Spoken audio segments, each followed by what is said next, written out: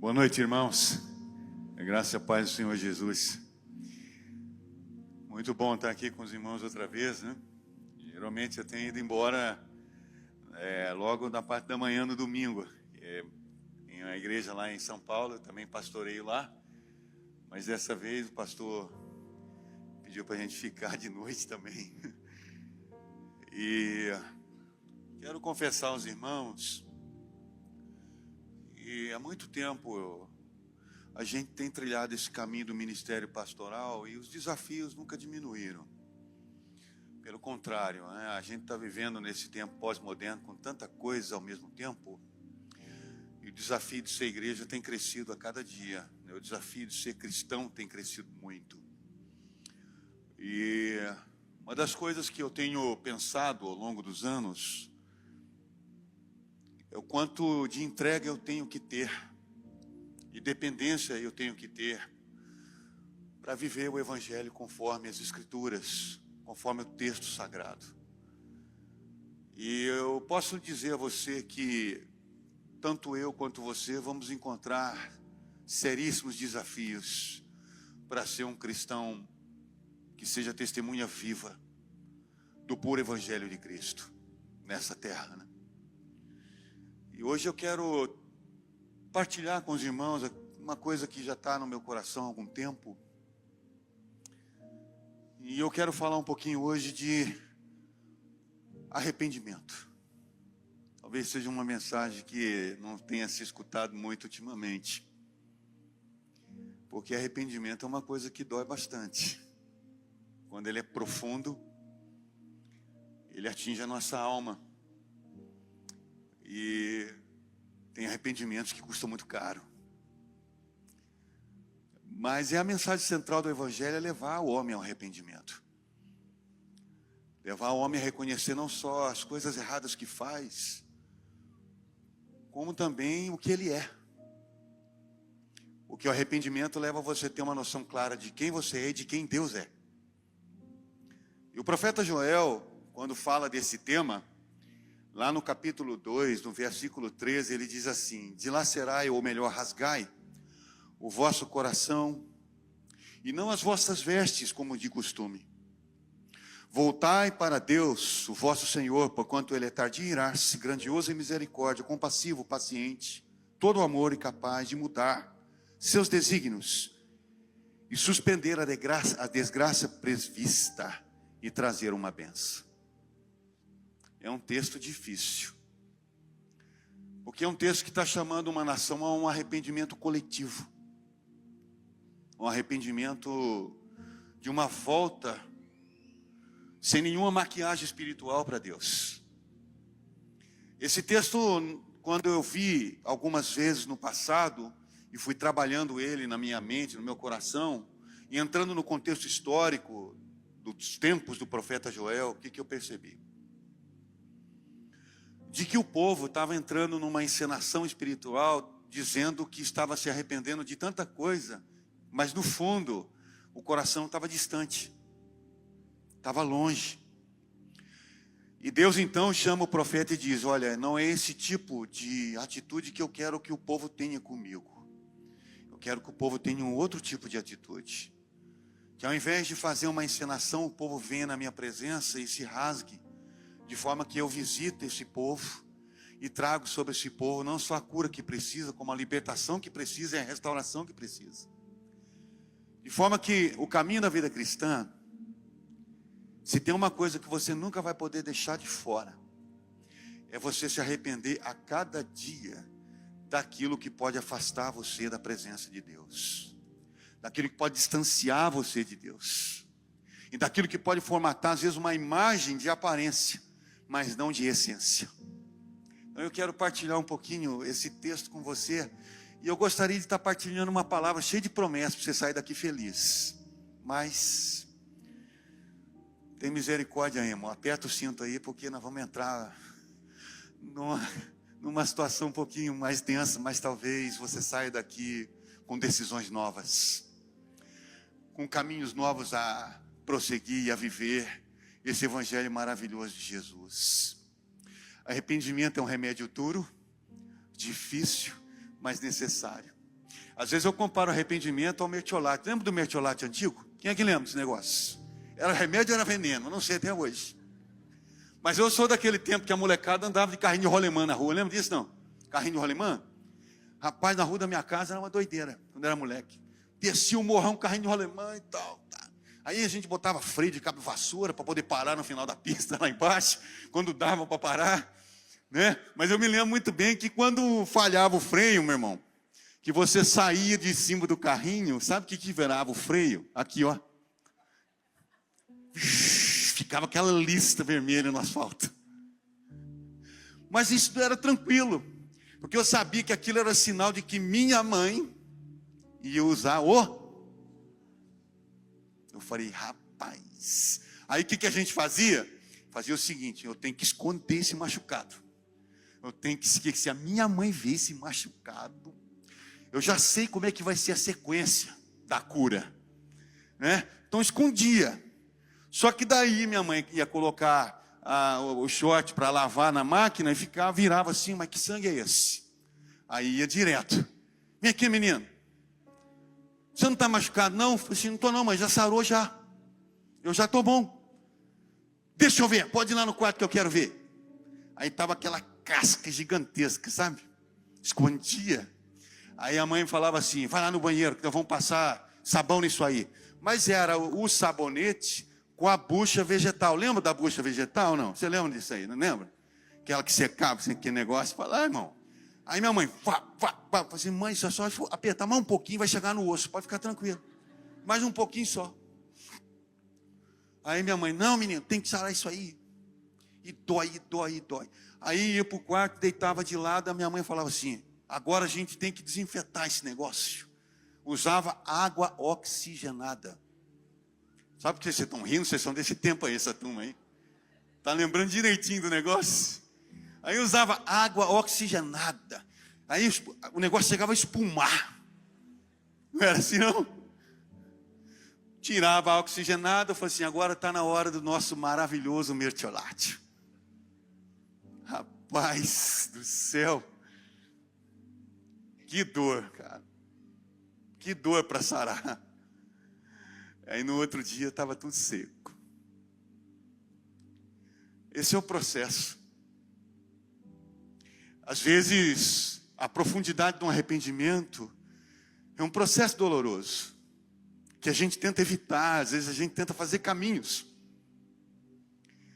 Mas deixa eu dizer para você uma coisa.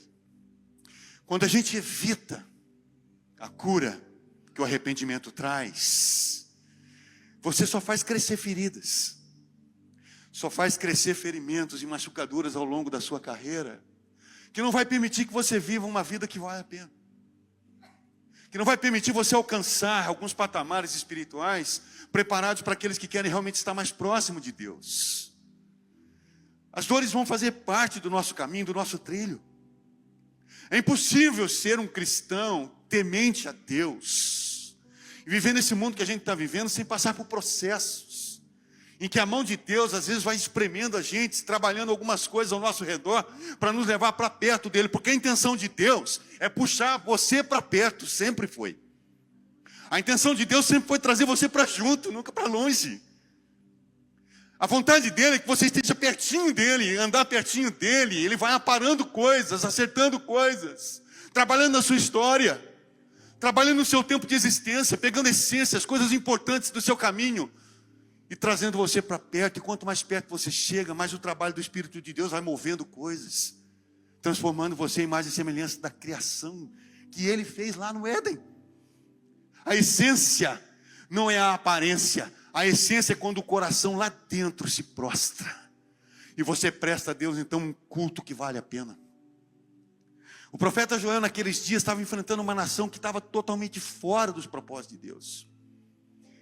E uma das coisas que tem chamado a minha atenção nos nossos dias não é simplesmente o crescimento da igreja, mas é a necessidade do impacto da igreja. Nós somos hoje, agora, o censo agora que saiu a semana passada, pelo menos as noticiaram sobre isso. Nós, povo evangélico, hoje somos quase 30% da população do país. É bastante gente. Isso dá mais de 40 milhões de cristãos. Mas o que me preocupa não é isso, ou o que me chama a atenção não é isso. O que me chama a atenção é o impacto. Por que que a gente continua ainda sendo uma nação campeã em abuso infantil? Campeã, né, nessa corrupção desvairada que a gente tem visto, cara. Campeã em desigualdade de um nível terrível. O que está acontecendo com a falta de impacto? Por que que esse número, por que que esse volume não está chegando a impactar a nação, para transformar a nação? Ou para impactar a nação, para levar uma vida mais santa? Alguma coisa a gente precisa pensar, como cristão. Alguma coisa a gente precisa analisar na conduta do povo de Deus. E uma das coisas que sempre me vem à mente é que não podemos prestar a Deus um culto que não seja um culto de todo o coração. E não podemos viver um evangelho que não seja de total comprometimento e de uma vida devotada ao Senhor. Então, a paixão por Cristo, ela não pode diminuir nunca, ela tem que crescer sempre. E nesse crescimento do relacionamento com Deus, santidade, arrependimento, a centralidade da pessoa de Cristo na sua vida é fundamental. Jesus Cristo é o Senhor da minha vida e da sua vida. Jesus Cristo é o Senhor da igreja. Jesus Cristo é o Senhor que venceu a morte, que foi sepultado ao terceiro dia, ressuscitou, que venceu a cruz. Jesus Cristo é aquele que hoje está sentado à destra do Pai, e o mundo está ao estrado dos seus pés. Ele é Senhor absoluto de todas as coisas, e Ele é o cabeça da igreja. Então, dentro disso, Ele tem um povo que Ele chamou para si, para viver perto dEle, para viver com Ele. Então o profeta Joel nesses dias está escrevendo: volte para Deus, rasgue o coração na presença do Senhor, volte para mais perto, chegue mais perto, traga de volta a essência do evangelho puro e simples, como escreveu o C.S. Lewis. Um evangelho puro e simples. E qual é o evangelho puro e simples? É aquele evangelho em que você é identificado como alguém que tem um dono, que comprou você com sangue precioso, e que tem em si o Espírito Santo, que segundo a palavra do apóstolo Tiago diz, ele tem ciúme de você, como alguém que não quer dividir você com outro alguém que não seja a santidade na presença do seu Pai, na presença do seu Senhor. Então, hoje, uma das coisas que tem me chamado a atenção nesse caminho da vida cristã é quanto de entrega eu tenho realmente feito ao Senhor dia a dia. Já fiz orações de joelho, onde eu perguntei para mim mesmo, quando Deus vai ser totalmente suficiente, totalmente Senhor na minha vida?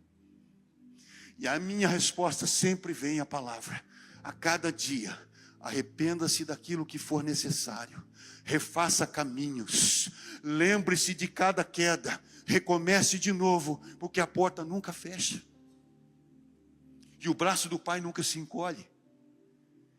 Então, o extraordinário da vida cristã não é a gente ter, talvez, um monte de aparato de dons e habilidades para entrar na presença de Deus.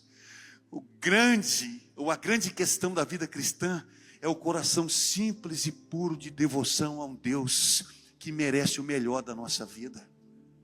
Ele é o Senhor que merece o melhor da nossa vida. Quando a gente vem para a igreja cultuar o Senhor numa noite como essa, sabe o que a gente vem fazer? A gente vem fazer uma entrega. A gente não vem buscar alguma coisa, a gente vem entregar. Apresentai-vos, rogo-vos, pois, irmãos, que apresentei os vossos corpos como sacrifício santo e agradável a Deus, porque esse é o vosso culto racional. E sabe o que é um sacrifício santo e agradável a Deus? É uma vida de conduta de segunda a segunda, sabendo que tem um Senhor, e que serve esse Senhor com toda a paixão e vida. Então deixa eu dizer aos irmãos uma coisa que eu quero explanar para você. Eu tenho desfrutado de uma relação com Deus, porque eu invisto na intimidade com Deus. Eu posso testemunhar isso a você.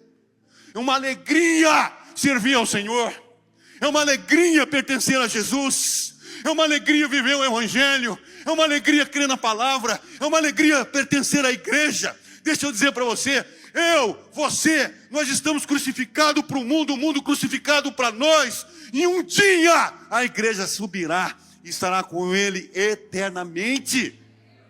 É o Evangelho, a presença do Senhor e na vida com Deus. Então, quando Joel começa a escrever isso a uma nação, ele está falando de uma conversão pura e simples, de uma conversão total, de uma entrega total. onde Deus é seu Senhor, é o seu Salvador, é o sustento da sua vida.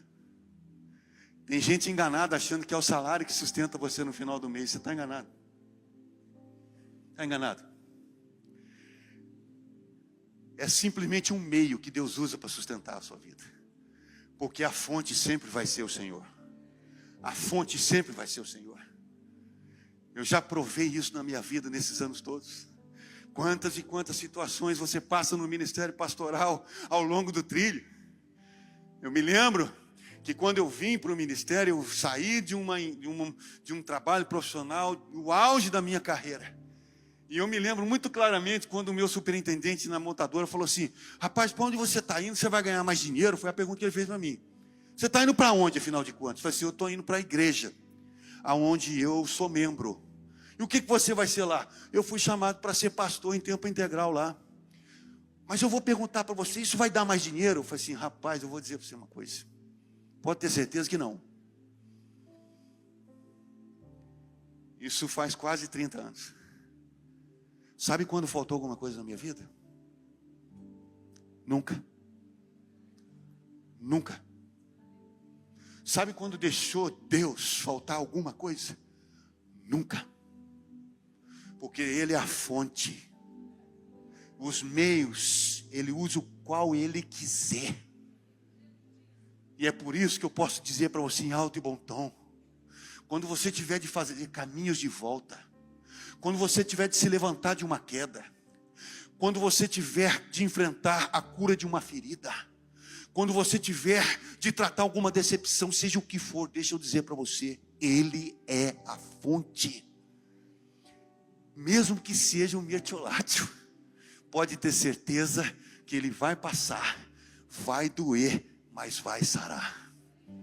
Porque Ele é o Deus que nos cura, é o Deus que nos salva, é o Deus que nos liberta, é o Deus que nos sustenta.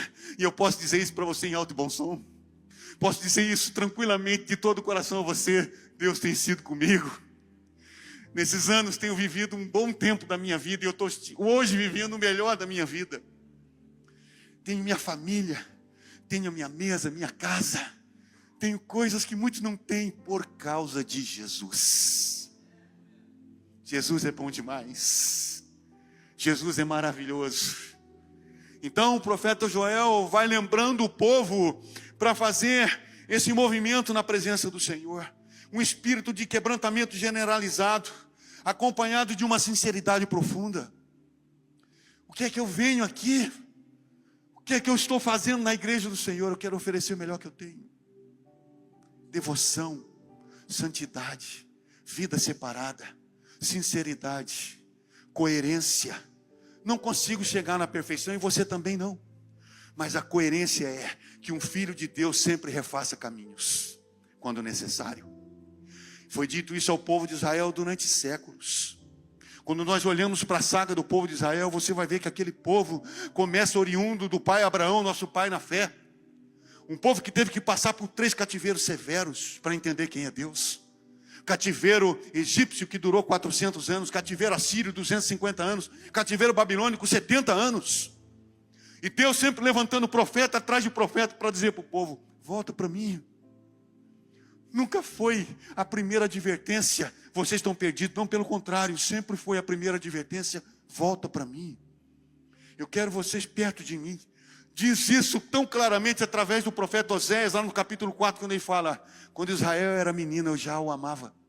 Mas quanto mais eu chamava, mais ele se distanciava de mim. Mal sabe eles que eu fui pai que me debrucei deles de comer.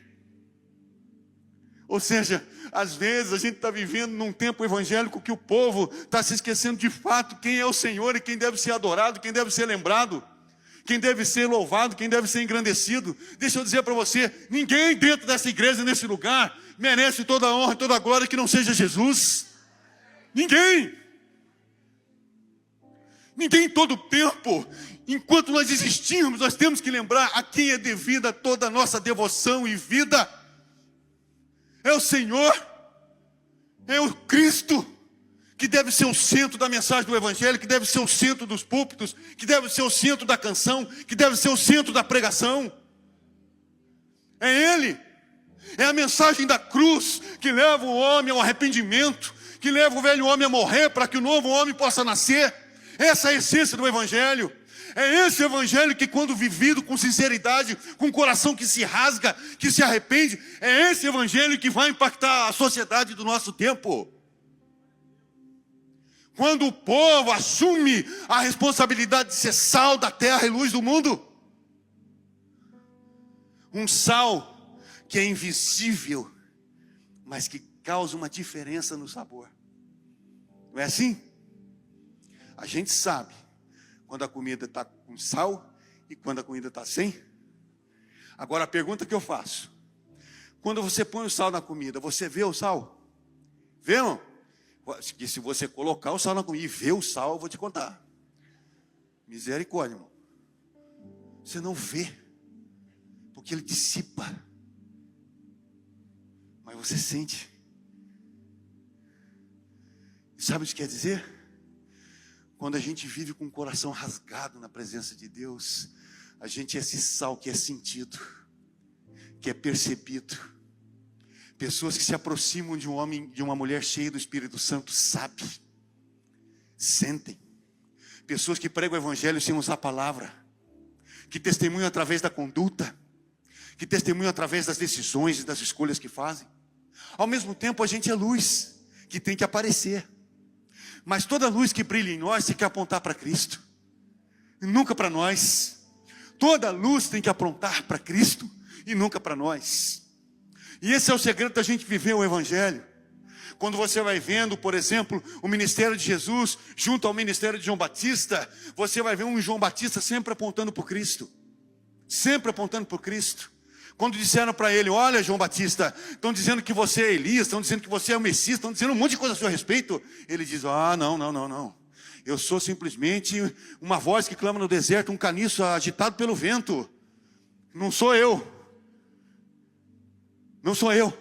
E como eu falei hoje pela manhã, quando João Batista vai batizar no Rio Jordão, ao longe ele vê Jesus vindo, ele para tudo e diz: olha, está vendo quem está vindo lá? É o Cordeiro de Deus que tira o pecado do mundo, e dele eu não sou digno de desatar as sandálias, importa que ele cresça e eu diminua.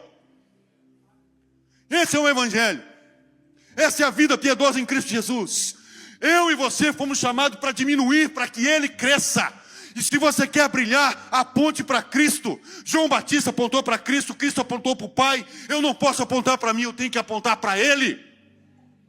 É a conduta, é a vida piedosa na presença de Deus. Então não rasgue as suas vestes. Não faça nenhum tipo de maquiagem espiritual diante de Deus. Quando você vier cultuar, venha com toda a sua essência de vida. Mesmo que tenha coisa para arrumar, acertar, consertar, mesmo que tenha coisa para se arrepender, o tempo é hoje. Porque quando Joel diz à nação: se vocês se voltarem, o juízo será substituído pela bênção. E foi. Porque quando você vai lá no verso 28 do capítulo 2, que você vai ver: nos últimos dias, eu derramarei do meu espírito sobre toda a carne. Não é isso? Os jovens terão visão. Os velhos terão sonho. É interessante ampliar a visão da juventude e pessoas idosas voltarem a sonhar. Olha o que Deus faz.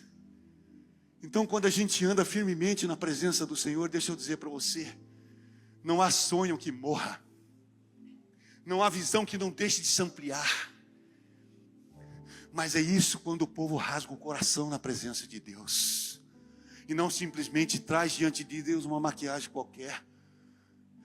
Então, leve a vida de uma forma em que você faça as mesmas coisas conforme Joel instruiu a nação de Israel. Havia naquele tempo a necessidade de um jejum poderoso para que o povo se voltasse para Deus. E o povo jejuou, e o povo buscou, e Deus ouviu. E o que eu quero dizer para você nessa noite? Nós, Igreja Evangélica Brasileira deste tempo, se nós nos voltarmos de todo o coração para Deus, Deus pode trazer um mertiolate sobre essa nação inteira, restaurar esse povo, trazer justiça, equidade, trazer mudanças e transformações. Não é simplesmente uma mudança de política ou de político, não é simplesmente a mudança num sistema de justiça, porque a nossa luta não é contra a carne nem contra o sangue, irmãos. Nossa luta é contra os principados que estão agindo nas regiões celestiais. Essa é a nossa luta. A nossa luta é contra as questões espirituais que estão movendo este país. A igreja tem que ser uma comunidade terapêutica no meio dessa sociedade doente. Nós somos o mertiolato de Deus na vida dessa nação, irmãos. Então anunciar o evangelho, viver esse evangelho, rasgar-se diante do Senhor, é você estar disposto a desmanchar tudo que tem aparência de espiritual, mas que volta a trazer a essência daquilo que Deus aprova e daquilo que Deus quer de cada um de nós. Embora pareça coisa muito difícil, ficou muito fácil depois que Cristo abriu um novo caminho. Havia um véu que separava a gente da presença de Deus. Esse véu foi rasgado de alto a baixo. Havia, naqueles tempos do Antigo Testamento, uma necessidade de sacrifício contínuo, porque era um sacrifício feito com sangue de animais que não purificava o homem. Jesus veio trazer o sacrifício perfeito. Hoje, eu e você somos pessoas lavadas e remidas pelo sangue do Cordeiro que tira o pecado do mundo. Lavados e remidos por um sangue que continua nos purificando. O sangue não perdeu o poder, o sangue não perdeu a essência, muito pelo contrário, ele continua nos purificando, continua nos purificando, continua nos purificando, porque ele é o sangue do Cristo, que morreu no nosso lugar, para que nós pudéssemos viver a vida em abundância na sua presença. Então o questionamento que devemos fazer é: qual é o meu nível de comprometimento com o Senhor? Qual é a profundidade em que o Espírito Santo está agindo dentro da minha vida e do meu coração? O que é o que eu tenho oferecido a Deus? Porque também nem é a oferta que você consagra. Porque a oferta maior é você, não é o dinheiro. Deus precisa de dinheiro? Precisa ou não? De empréstimo? Deixa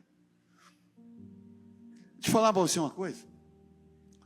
Um dia foi cobrado o imposto de Jesus e de Pedro. Lembra disso, não? Sabe o que Jesus falou para Pedro? Pedro, vem aqui. Pega uma vara, pega um anzol, vai no Rio Jordão, joga lá, vai sair um peixe. Sabe o que tem na boca do peixe? Dinheiro. Já pensou um negócio desse, irmão? Mesma coisa eu dizer para você aqui, ó. Vai lá, meu filho, na Praia do Forte lá, agora. Arruma uma vara, joga um anzol lá, que você vai pescar uma tainha, sei lá que peixe que dá para cá. Vai sair lá uma moeda. Ele tem dinheiro na boca do peixe, a hora que ele quiser. Porque ele é Senhor, dono de todo ouro e toda prata. Não é o dinheiro, é você. Não é o que você dá, é o que você entrega. Então deixa eu dizer para você, desde a oferta do culto, desde o seu procedimento, desde a sua segunda-feira pela manhã, até o domingo que vai chegar, se ele não voltar, deixa eu dizer para você, a maior oferta é você. Não é o dinheiro, é você. E qual é a maior oferta que Deus esperava da nação de Israel nos dias de Joel? Eu quero que eles venham para mim com sinceridade de coração, porque eu vou suspender o juízo e vou trazer uma bênção sobre a vida deles, porque eu sou tardio em irar-se, eu sou todo amor e compaixão.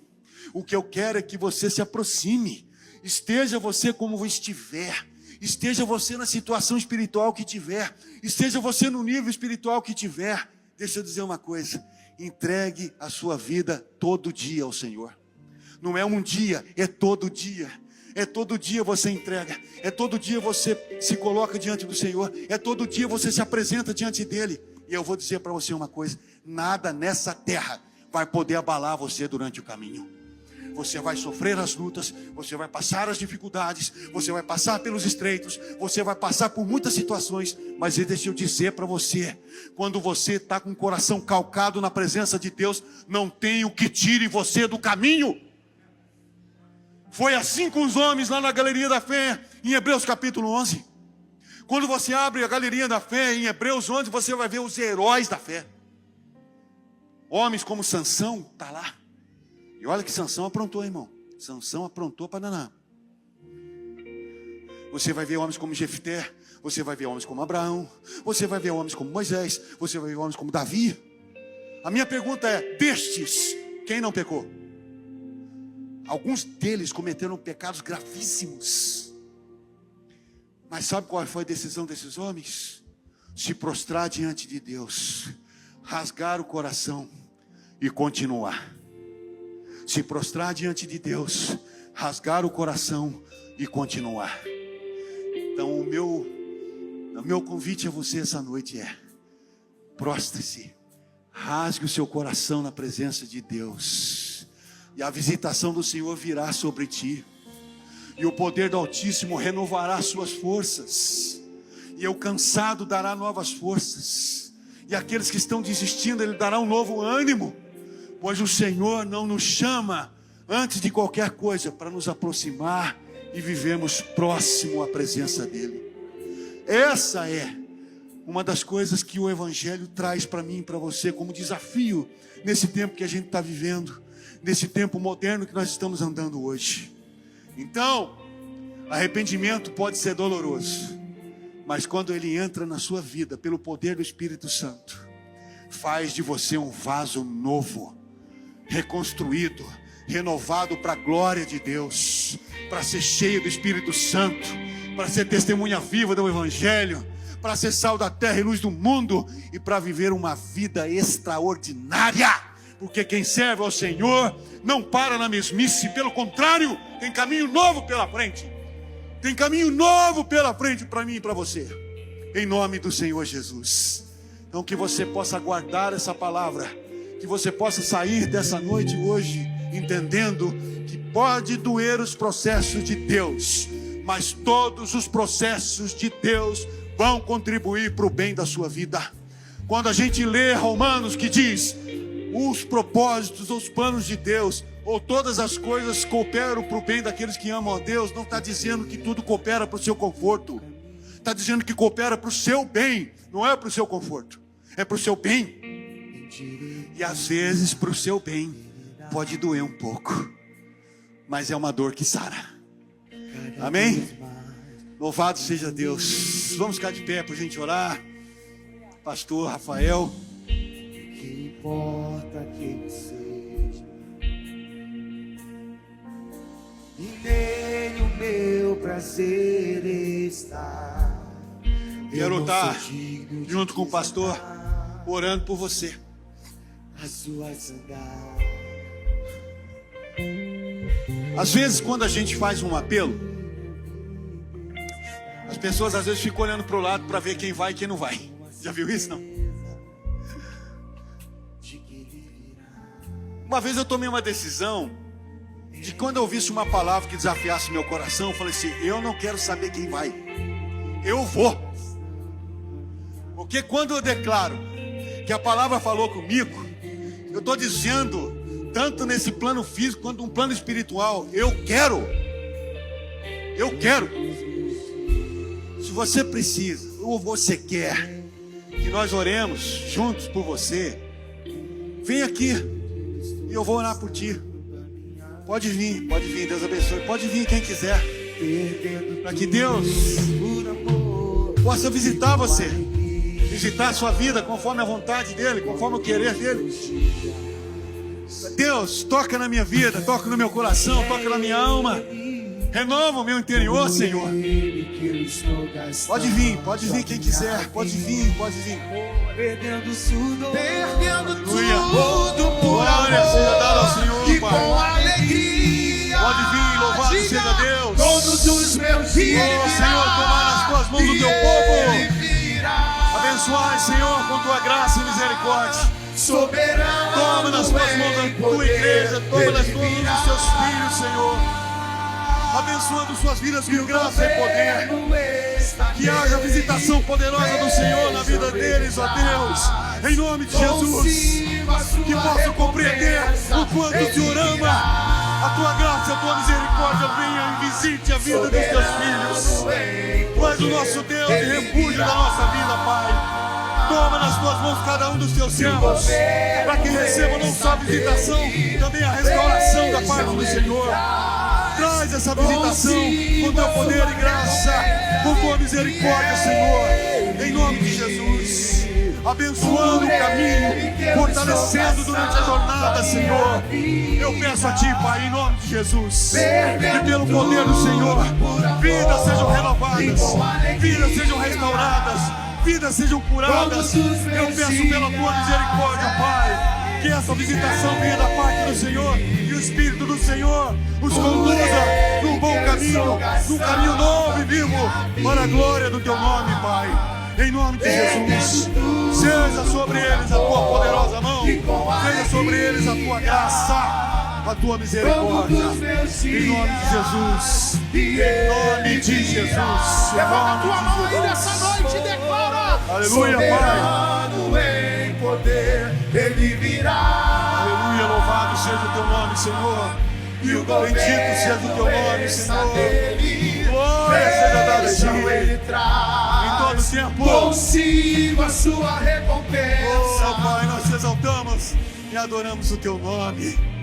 Bendito seja o Senhor. Louvado seja o Senhor. Graça seja dada ao nome do Senhor. Em nome de Jesus. Irmãos, vocês estão aqui, olha para mim um pouquinho aqui. Uma das coisas que eu aprendi é que às vezes a gente toma uma decisão, a gente é impulsionado, encorajado. Às vezes a gente pisa ali fora da igreja, o inimigo quer roubar a palavra da gente. Ele apresenta a proposta, ele apresenta a dúvida, ele quer trazer o passado de volta, ele quer trazer a decepção de volta, ele quer reviver o ressentimento. Não deixa a palavra escapar do seu coração. A palavra de Deus é poderosa para transformar aquilo que você está apresentando. Não permita ser roubado. Confie no poder de Deus. Confie na palavra de Deus. Confie na promessa de Deus. Porque se Deus falou com você, Ele é poderoso para cumprir. Deus abençoe vocês em nome de Jesus.